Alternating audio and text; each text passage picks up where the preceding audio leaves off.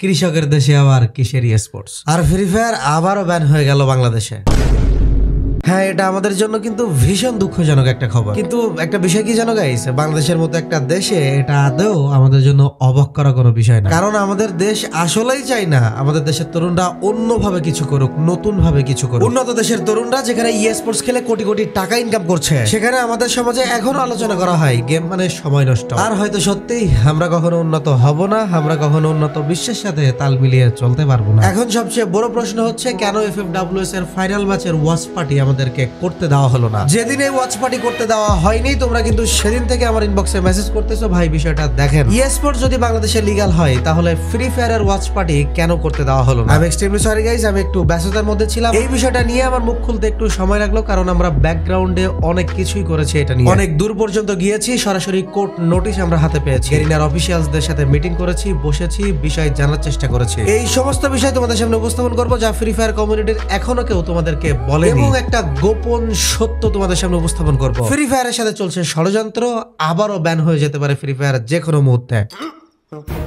তাহলে চলো দেখি ফ্রি ফায়ার কি সত্যি আবার ব্যান হতে চলেছে। আর যদি হয় তাহলে FFWS এর যে দুইটা দল ওয়ার্ল্ড সিরিজে গেছে, অর্থাৎ আমাদের RH এবং রেড ক্লিফ, তারা কিন্তু ইন্দোনেশিয়ার জাকার্তাতে ওয়ার্ল্ড সিরিজ খেলতে যেতে পারবে। তাহলে কি আবারও আমাদের ফ্রি ফায়ার গেমিং কমিউনিটির স্বপ্ন ভেঙে যাবে? চলো আজকের ভিডিওতে আমরা পুরো ঘটনা তোমাদের সামনে উপস্থাপন করব। আসলে কি ষড়যন্ত্র চলতেছে সেটা উপস্থাপন করব, সত্য নিউজ কি চলতেছে, কোর্টে কি হচ্ছে, প্রশাসনকে কি দেখানো হচ্ছে, ফ্রি ফায়ার কি ব্যান নাকি আসলেই আনব্যান, নাকি ফ্রি ফায়ার কখনোই ব্যান করা হয়নি, এই সমস্ত বিষয়ে আমরা গভীর অনুসন্ধান করেছি এবং সবকিছু তুলে ধরবো আজকের ভিডিওতে তোমাদের সামনে। এই ফ্রি ফায়ার খেলা প্রতিটি অডিয়েন্সের জন্য এই ভিডিওটা ভাই অনেক অনেক অনেক ইম্পর্টেন্ট। তুমি যদি এই ফ্রি ফায়ার কমিউনিটির একজন অডিয়েন্স হয়ে থাকো, রিকোয়েস্ট করবো ভাই ভিডিওটা শেষ পর্যন্ত দেখো। কারণ বর্তমানে আমরা যে খাদের কিনারায় রয়েছি, যে বিপদের মধ্যে রয়েছি, এখান থেকে বাঁচার আমাদের একটাই রাস্তা, সেটা হলো আমাদের অডিয়েন্স, আমাদের অডিয়েন্সের কথা। কারণ বাংলাদেশের মধ্যে এই ফ্রি ফায়ার কমিউনিটি হলো সবচেয়ে বড় কমিউনিটি। আমরা সবাই মিলে, আমরা সমস্ত অডিয়েন্স এক হয়ে যদি একটা বিষয়ে কথা বলি, অবশ্যই এই বিষয়ে সরকারের টনক নড়তে বাধ্য। এজন্য আমাদের সবাইকে এক হতে হবে। ভিডিওটা শেষ পর্যন্ত দেখো, বোঝার চেষ্টা করো।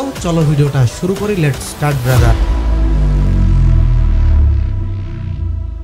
গাইস, সর্বপ্রথম 2022 সালে ফ্রি ফায়ার এবং পাবজি ব্যান করে দেওয়া হয়। তখন কিন্তু আমরা সবাই জানি এবং অফিসিয়াল নিউজ ছিল যে ফ্রি ফায়ার পাবজি ব্যান হয়ে গিয়েছে। সেই সময় যেন ফ্রি ফায়ার ব্যান না হয় এজন্য আমরা অনেক কাজ করেছি, কোর্টে উকিল পাঠানো থেকে শুরু করে অনলাইন সবার ডকুমেন্ট। কিন্তু সর্বশেষ কোর্টের নির্দেশ আমাদের মেনে নিতে হয় এবং আমরা সবাই জানি এবং অন্যতম গণমাধ্যমগুলো এটা প্রচার করে যে বাংলাদেশে ফ্রি ফায়ার ব্যান হয়ে গিয়েছে। কিন্তু তোমাদেরকে একটা শকিং নিউজ জানাই যে ফ্রি ফায়ার বাংলাদেশে কখনো ব্যানই হয়নি।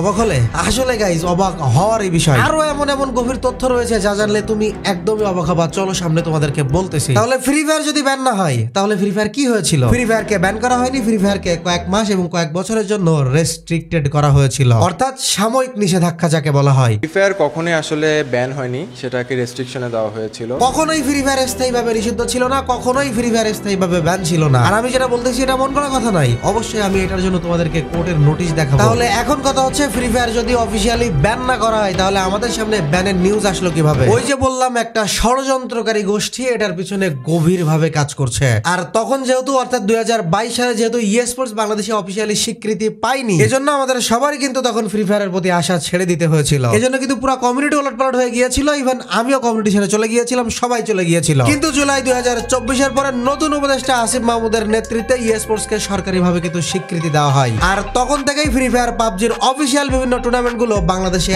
আবারও ফিরতে শুরু করে। তখন থেকে পোলাপাইন আবারও স্পোর্টসে মন দেয়, কমিউনিটি বিল্ড হতে থাকে, আমরা সবাই কিন্তু আবার ব্যাক করা শুরু করি। কিন্তু সবচেয়ে বড় ধাক্কা খেলাম এই যে FFWS এর ফাইনালের ওয়াচ পার্টি ঢাকায় করতে দেওয়া হলো না এবং রিজন হিসেবে দেখানো হলো ফ্রি ফায়ার ব্যান। এই জায়গাটাই ভাই বড় ধাক্কা খেয়ে গেলাম। এখন চলো আমরা কোর্ট নোটিশ দেখে প্রমাণ করি আদেও ফ্রি ফায়ার ব্যান নাকি আনব্যান। গেরিনার অফিসিয়ালসদের সাথে কথা বলে আমাদের হাতে একটি কোর্ট ডকুমেন্ট এসেছে যার পিটিশন নাম্বার 5883। এই ডকুমেন্ট অনুযায়ী শেষ যে রেস্ট্রিকশন দেওয়া হয়েছিল সেটা 29 এপ্রিল 2025 পর্যন্ত ছিল এবং এই ডেটার পরে কোর্ট থেকে কোনো রেস্ট্রিকশন আবার জারি করা হয়নি। তাহলে আমাকে যে ডেট পর্যন্ত রেস্ট্রিকশন করা হয়েছিল এবং সেই ডেটার পরে যদি আবার করে আমাকে রেস্ট্রিকশন করা না হয়, তার মানে কি দাঁড়ায়? তার মানে দাঁড়াই ফ্রি ফায়ার বর্তমানে আনব্যান বা অফিসিয়ালি লিগালি আনরেস্ট্রিক্টেড। আর এটা শুধুমাত্র কথাই না, কোর্টের সর্বশেষ শুনানিতে কিন্তু স্পষ্টভাবে দেখা যায় কোনো নতুন ব্যান অর্ডার ফ্রি ফায়ার এবং পাবজির বিরুদ্ধে দেওয়া হয়নি। এইবার চলো যে বিষয়টা তোমাদের সামনে ক্লিয়ার করি সেটা হলো এর পিছনে চলছে একটা গভীর ষড়যন্ত্র। এখনো পর্যন্ত প্রশাসনের কিছু সেক্টর দাবি করতেছেন যে ফ্রি ফায়ার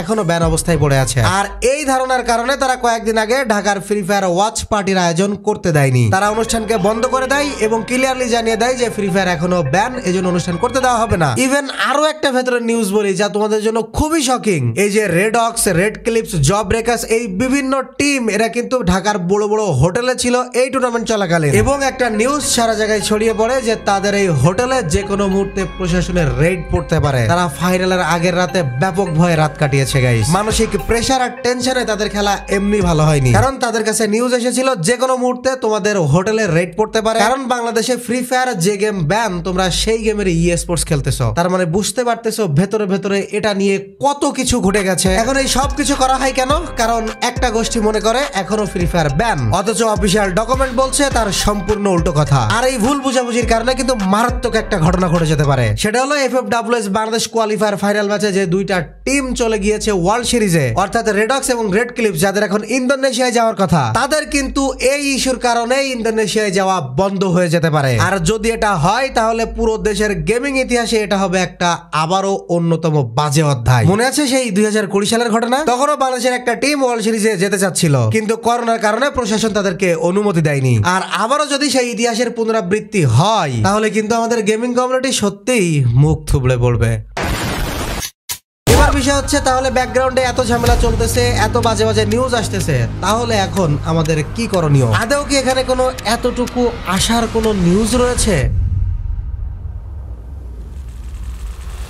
আশা তো আছে গাইস, কিন্তু সেই আশা ফুটাইতে গেলে আমাদের সবাইকে এক হতে হবে। এই পুরো গেমিং কমিউনিটির প্রতিটি অডিয়েন্সকে এক হয়ে লড়তে হবে, কারণ আমরা কিন্তু অলরেডি স্পোর্টস কে ঘিরে স্বপ্ন দেখা শুরু করেছি। শুধুমাত্র রেডক্স, রেড ক্লিপস কে ঘিরে না, আমরা নিজেদেরকেও স্পোর্টস প্লেয়ার হিসেবে দেখতে চাই এবং সেই অনুযায়ী নিজেদেরকে গড়তে শুরু করেছি। ফ্রি ফায়ার যখন আবারও আনব্যান হয়েছে, ফ্রি ফায়ারের মধ্যে আমরা সবাই মিলে ঢুকেছি, আবারও কিন্তু সেই অতীতের দিনগুলোকে কাটানো শুরু করেছি। সবাই মিলেই কিন্তু আবার আমরা অতীতের স্মৃতিতে ফিরে গিয়েছি। আমরা এই স্মৃতি নষ্ট করতে চাই না, আমরা এখানে থাকতে চাই, এই স্মৃতি ধরে রাখতে চাই, আর এটা রাখাও সম্ভব।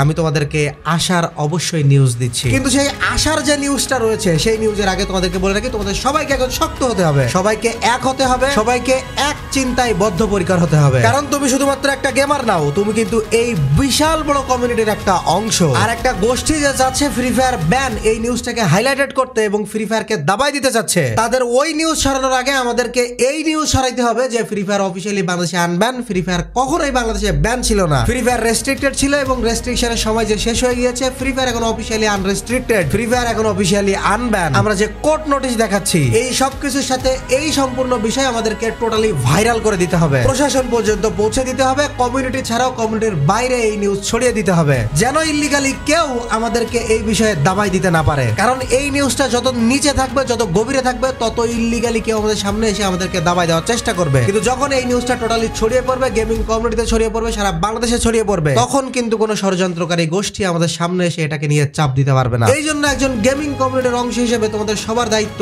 এই নিউজটা ব্যাপকভাবে ছড়িয়ে দেওয়া, এই ভিডিওটা ব্যাপকভাবে ছড়িয়ে দেওয়া। ইভেন আমি বলছি শুধুমাত্র আমার এই ভিডিও না, যারাই এই আনব্যানের ইস্যু নিয়ে ভিডিও বানাচ্ছে তাদের সবার ভিডিওটা তোমাদের সবার উচিত এখন বেশি বেশি পরিমাণে শেয়ার করা। তোমার ফেসবুকের যতগুলো ফ্রেন্ড রয়েছে, ফেসবুক গ্রুপ সহ, ইউটিউবে, ইভেন বিভিন্ন জায়গায়, হোয়াটসঅ্যাপে, বন্ধুদের কাছে, বড় বড় আত্মীয় স্বজনের কাছে, প্রশাসনিক বিভিন্ন পর্যায়ে, ফেসবুকে, হোয়াটসঅ্যাপে, স্টোরিতে, সব জায়গায় আমাদের উচিত এটা নিয়ে শেয়ার দেওয়া। আমি কিন্তু ফেসবুক পেজে পোস্ট করেছি, আমার প্রোফাইলে পোস্ট করেছি, মাইডে পোস্ট করেছি, ইউটিউবে তোমাদের মাধ্যমে ভিডিও আপলোড করে দিয়েছি, অফিসিয়ালসদের সাথে কথা বলেছি, তাদের সাথে বসেছি। সংবিধিবদ্ধ কারণে আমি অফিসিয়ালসদের সাথে আমাদের যে কথাগুলো হয়েছে, যে রেকর্ডস গুলো রয়েছে, সেগুলো আমি তোমাদের সাথে শেয়ার করতে পারছি না। কিন্তু তোমাদেরকে বলে রাখি, আমাদের অনেক কথা হয়েছে, অনেক ভেতরের বিষয় নিয়ে আমরা ডিটেলস আলোচনা করেছি এবং সবশেষে আমরা একটাই সিদ্ধান্তে এসেছি যে এই বিষয়টা টোটাল কমিউনিটিতে ছড়িয়ে দেওয়া। এবং ফ্রি ফায়ার কমিউনিটির প্রতিটি ইউটিউবারকে আমি দৃষ্টি আকর্ষণ করবো, এই বিষয়ে দয়া করে প্লিজ রিকোয়েস্ট করছি আপনারা ভিডিও বানান। আমি কথা দিচ্ছি আপনাদের কোনো চাপ আসবে না,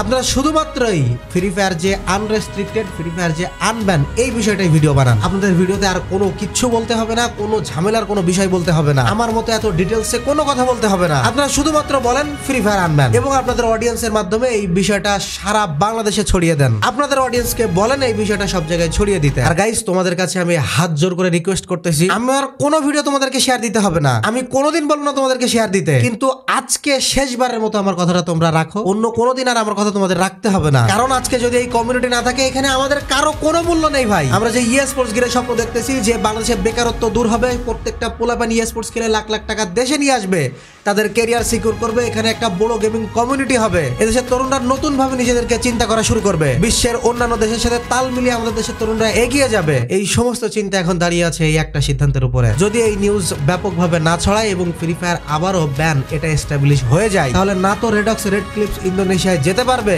না নতুন করে বাংলাদেশে আবার কোনো স্পোর্টস অফিসিয়াল টুর্নামেন্ট হবে। এজন্য তোমাদের কাছে রিকোয়েস্ট করতেছি, ভিডিওটা সমস্ত জায়গায় ছড়িয়ে দাও। ইভেন আমার ভিডিওটা ছড়াইতেই হবে এমন কোনো বিষয় না, তুমি নিজে একটা ভিডিও বানাইতে পারো, তুমি নিজে ভিডিও বানিয়ে তোমার সমস্ত সোশ্যাল মিডিয়াতে ছড়িয়ে দাও। প্রত্যেকটা অডিয়েন্স আওয়াজ তোলো এই বিষয়ে, আমি তোমাদের সবার আওয়াজ দেখতে চাই। ফেসবুকে, ইউটিউবে সব জায়গায় মেনশন করে আমাকে ভিডিও আপলোড করতে পারো, আমি তোমাদের প্রত্যেকটা মেনশনের ভিডিও আমার অফিসিয়াল পেজ থেকে, আমার অফিসিয়াল আইডি থেকে শেয়ার করবো ইনশাআল্লাহ। এবার বলো, এই যুদ্ধে তোমরা কারা কারা আমাদের সাথে আছো? অবশ্যই গেমিং কমিউনিটির একটা অংশ হিসেবে তোমার নৈতিক দায়িত্ব এই যুদ্ধে